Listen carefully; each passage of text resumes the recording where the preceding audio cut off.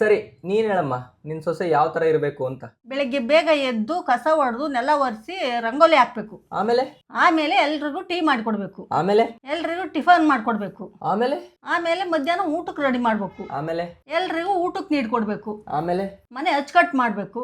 ಆಮೇಲೆ ಸಂಜೆ ಎಲ್ರಿಗೂ ಟೀ ಸ್ನ್ಯಾಕ್ಸ್ ಕೊಡ್ಬೇಕು. ಆಮೇಲೆ ಸಂಜೆ ಮುಖ ತೊಳೆದು ದೀಪ ಹಚ್ಬೇಕು. ಆಮೇಲೆ ಇನ್ನೇನು ರಾತ್ರಿ ಊಟಕ್ಕೆ ಮಾಡ್ಬೇಕು. ಆಮೇಲೆ ಎಲ್ರು ಊಟ ಆದ್ಮೇಲೆ ಮುಸ್ರೆ ಎಲ್ಲ ತೊಳೆಯೋದು. ಆಮೇಲೆ ಎಲ್ಲ ಮುಸ್ರೆ ತೊಳೆಯೋದಾದ್ಮೇಲೆ ನೆಮ್ಮದಿಯಾಗಿ ಹೋಗಿ ಮನೆ ಕಡ್ಲಿ. ಸರಿ ಅಮ್ಮ, ಇಷ್ಟೊತ್ತು ಮನೆಯವರಿಗೆ ಅದ್ ಮಾಡ್ಬೇಕು ಇದ್ ಮಾಡ್ಬೇಕು ಅಂದಿಲ್ಲ. ಅಟ್ಲೀಸ್ಟ್ ಒಂದ್ಸಲನಾದ್ರು ಅವಳು ತಿಂಡಿ ತಿನ್ಲಾ, ಅವಳು ಊಟ ಮಾಡಿದ್ಲಾ, ಅವಳು ಸ್ನ್ಯಾಕ್ಸ್ ತಿನ್ಲಾ? ಯಾಕೆ ಈ ಸಣ್ಣ ಸಣ್ಣ ಮಿಸ್ಟೇಕಿಂದನೇ ಅತ್ತೆ ಸೊಸೆ ಮಧ್ಯ ಬಿರುಕು ಸ್ಟಾರ್ಟ್ ಆಗೋದು, ಡಿಸ್ಟೆನ್ಸ್ ಬೆಳೀತಾ ಹೋಗೋದು. ಅವಳು ಸೊಸೆಯಾಗಿ ಇಷ್ಟು ವರ್ಷ ಆಯ್ತಲ್ಲ ನಿಮಗೆ, ಅಟ್ಲೀಸ್ಟ್ ಒಂದು ದಿವಸಕ್ಕಾದ್ರೂ ಅವಳನ್ನ ಕೂರಿಸಿ ನೀವು ದೋಸೆ ಹಾಕ್ಕೊಟ್ಟಿದ್ರೆ ಬಿಸಿ ಬಿಸಿಯಾಗಿ. ಸರಿನಮ್ಮ, ಆಯಿತು. ನೀವು ಈ ಮನೆಗೆ ಸೊಸೆಯಾಗಿ ಬಂದ್ರಲ್ಲ, ಆವಾಗ ನಿಮ್ಮತ್ತೆ ಯಾವ ಥರ ಇರಬೇಕು ಅಂತ ನೀವು ಕಲ್ಪನೆ ಮಾಡ್ಕೊಂಡಿದ್ರಲ್ಲ, ಅಟ್ಲೀಸ್ಟ್ ಆ ಥರ ನೀವು ಒಂದ್ಸಲನಾದರೂ ಇದ್ದೀರಾ?